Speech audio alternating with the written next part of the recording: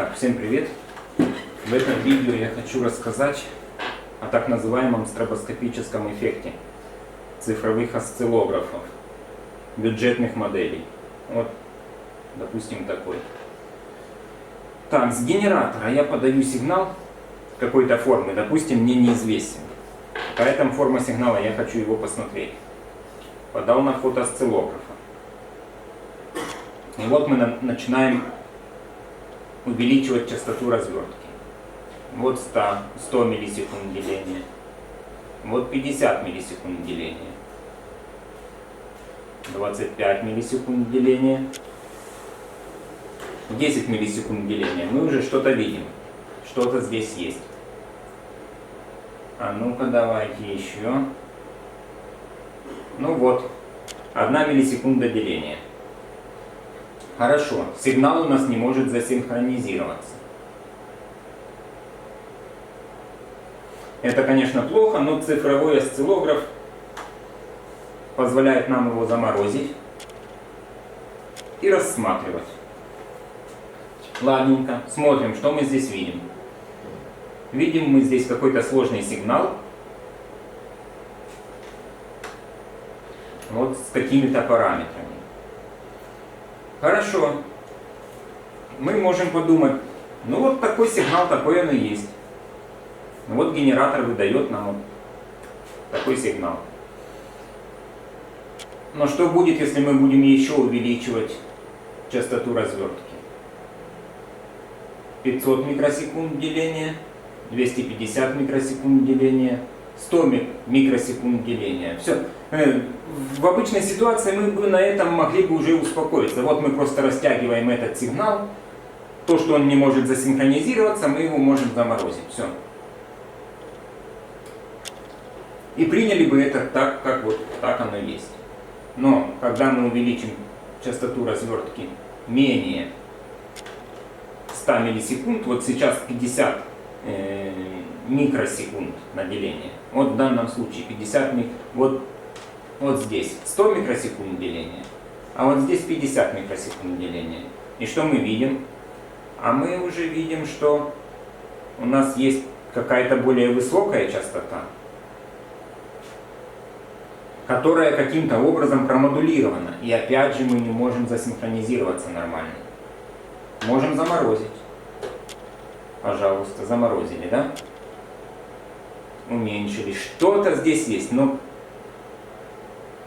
можно как бы предположить, что здесь какая-то высокая частота промодулирована низкой частотой. Мы хотим посмотреть, какая же частота, какой промодулирована. И вот мы смотрим на эту модуляцию, и мы видим, смотрите, какая-то она несимметричная.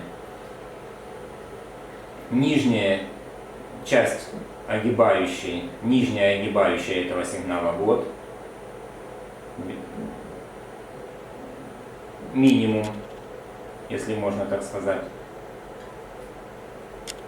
Или другими словами, максимальный размах амплитуды по нижней огибающей вот в этом месте, если смотреть по центральной линии. А максимальный размах амплитуды по верхней огибающей вот в этом месте. Сигнал какой-то несимметричный.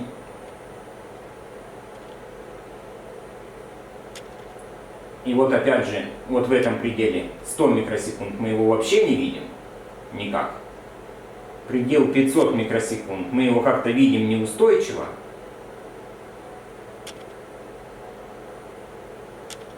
Мы его как-то неустойчиво наблюдаем. Давайте еще увеличим частоту развертки. Ну вот мы уже будем видеть дальше такую картину. Вот мы сейчас доберемся до истинной частоты несущей. Так, хорошо. Что нам показывает автоматический подсчет частоты? Показывает нам 6,5 МГц. Когда мы триггер поставили более к центру, он нам показал 7,4 МГц. Ладно, но мы можем включить курсорные измерения и померить, но мы не можем посмотреть форму сигнала. Мы постоянно сомневаемся, такая она или нет, потому что осциллограф показывает на каждом пределе развертки какую-то абракадабру свою. которое отличается от предыдущих значений. Можем ли мы быть уверены, что вот сигнал он такой и есть, и мы ничего еще не получим, увеличивая частоту развертки? Ну вот уже предельное значение, больше мы здесь ничего не видим. Ну, это можно предполагать, но на 100% знать невозможно. Вот такие вот артефакты обусловлены стробоскопическим эффектом. Вот смотрите, что здесь можно. Ну как, мы можем посмотреть частоту огибающих, с достаточной точностью ее определить. Я не знаю. Вот мы можем уменьшать длительность. Вот мы нашли такую картину. И что мы здесь видим? Предположим, что это максимум, это минимум. Давайте остановим. Но смотрите, они в противофазе. Верхняя огибающая сигнала и нижняя огибающая сигнала, несущий, в противофазе. Тем более несущая здесь показана совсем не та, что мы там наблюдали. Если верить вот этой картинке, то она совсем не 6 там, или 7 МГц. Ну, все, смотрите, мы возьмем пульсарные измерения, включим. Есть. Вот мы можем замерить приблизительный период, что нам сейчас. 1 кГц. 1 кГц это вот. 1 кГц вот. А какая же тогда частота вот этой огибающей? Ну давайте посмотрим. Давайте вот до этого же места проведем и получим мы 163 Гц. Здесь присутствует. Так это или нет? Нет, это не так. Значит, это обусловлено, такое странное поведение осциллографа обусловлено стробоскопическим эффектом. Это когда частота выборки становится в какой-то мере кратной частоте сигнала, и на низкой частоте развертки осциллограф показывает абракадабру. Ну ладно, можно было бы сказать, хорошо, перейдем на более высокую частоту и посмотрим истинный сигнал. Можно такое сделать? Да, вот мы можем это сделать, мы уже такое делали, вот сейчас мы это повторим. Переходим на более высокую частоту, вот мы уже увидели, он нормально оцифровал несущую, и мы можем замерить. Сделаем стоп, и курсорными измерениями мы померяем, какая же действительно частота несущей. Вот она, эта частота 10 МГц. Вот так. 10 МГц. Частота несущей. Хорошо, ладно. Ну а какая же тогда частота модулирующего сигнала? Попробуем это определить. Уменьшаем частоту развертки, чтобы у нас вместился один период модулирующего сигнала. Вот так вот можно было бы, но он не вмещается, мы не можем. Вот еще один шаг, и все. И мы потеряли этот сигнал. Вот что мы здесь померяем? Неизвестно что. Ладно.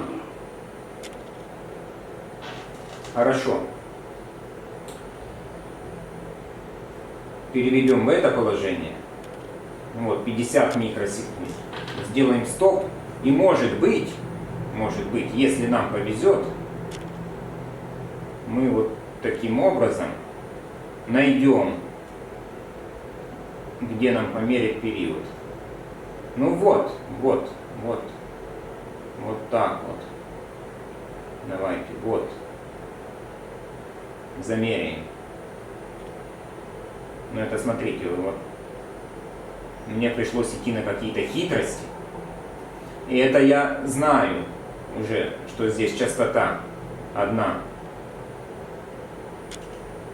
несущая, а вторая модулирующая.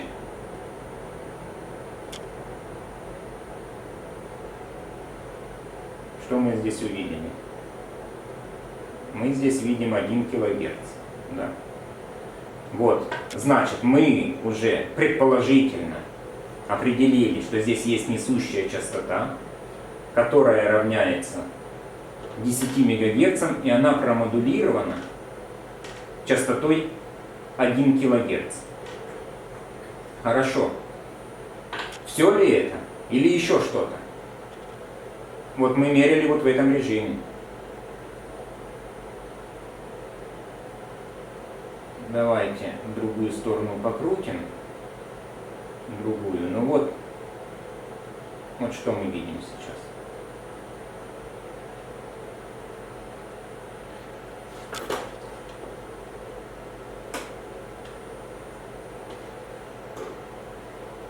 Что это такое?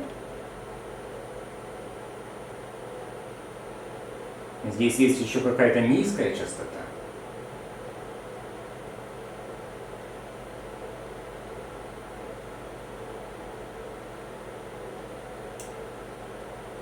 Есть она или нет? Уменьшаем частоту развертки, уменьшаем, вот мы видим.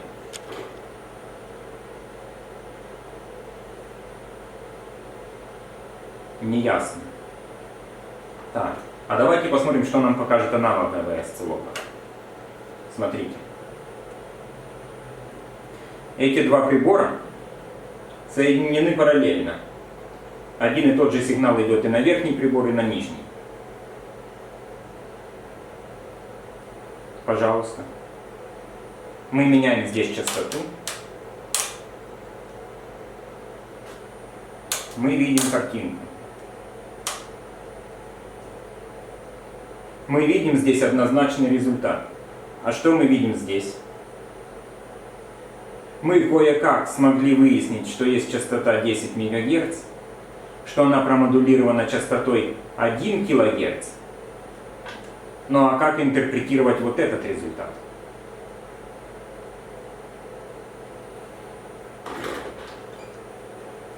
Но смотрите, какая ситуация. Я знаю, что здесь 10 МГц промодулирована частотой 1 кГц. Вот этот осциллограф это однозначно показывает. Мы можем посмотреть несущую. Вот она. Одно деление 0,1 микросекунды. Четко соответствует одной клеточке. Это 10 МГц. Здесь вот мы можем посчитать, на каком пределе стоит 0,2. 0,2 миллисекунды одна клеточка. 5 клеточек это 1 миллисекунда, это 1 кГц. И чтобы вот уже так, частота вот, она стоит стабильно. Сигнал не меняется. Вот это все артефакты этого цифрового осциллографа. Вот так вот он ее оцифровывает. Это вот стробоскопический эффект, это недостаток бюджетных моделей цифровых осциллографов.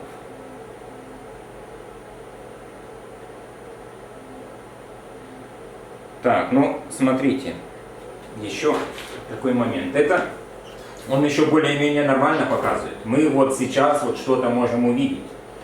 Но если частоту немножечко подстроить в худшую сторону для этого осциллографа, так скажем, видите, что появилось? Вот я немножечко изменил частоту. И оцифровка пошла уже таким образом. Мы уже видим какие-то облака. У нас добавилось неясности. На этом осциллографе все четко. Так, продолжаем. Что можно сделать? Некоторые скажут, да, нужно изменить метод выборки. Да, можно сделать такое. Вот мы так и сделаем. Но это надо знать. Надо знать, что мы хотим увидеть в результате. Это мы уже подстраиваем этот прибор под то, что мы уже знаем. Возьмем выборку. Режим пикового детектора. Вот. Вот в таком режиме мы уже что-то можем наблюдать. Она, правда, не может толком засинхронизироваться так, как и было. Но уже мы вот что-то наблюдаем похожее на эту картину. Но давайте теперь посмотрим на несущую. Вот она наша несущая. И вот как она прыгает.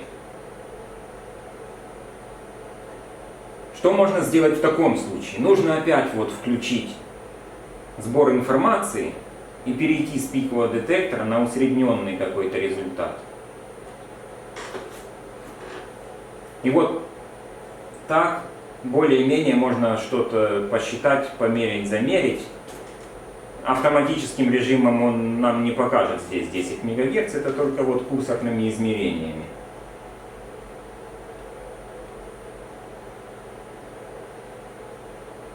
Только курсорными измерениями мы можем что-то измерить.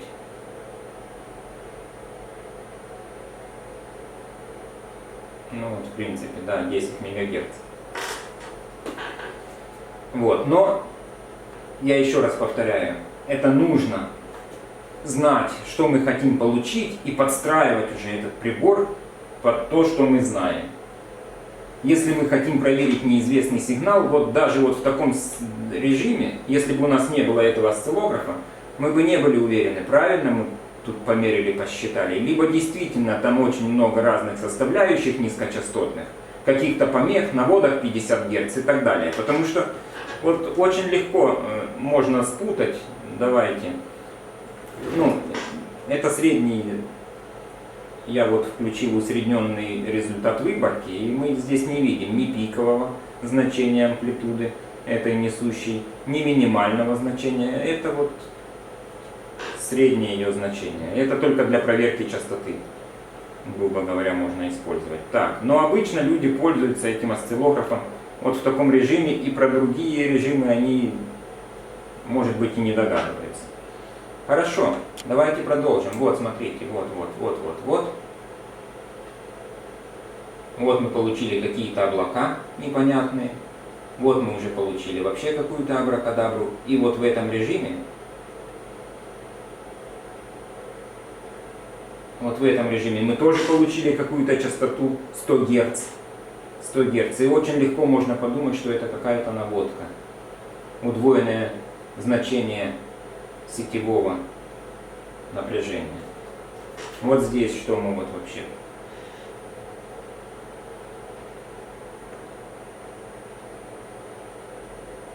Не в ту сторону, извините. Вот. Да, вот такое значение. Вот, пожалуйста, 100 Гц. Их здесь нет вообще, этих 100 Гц. Вот такие артефакты. Вот если я сейчас на генераторе немножко буду менять частоту несущую, мы здесь будем видеть вообще какие-то непонятные картины.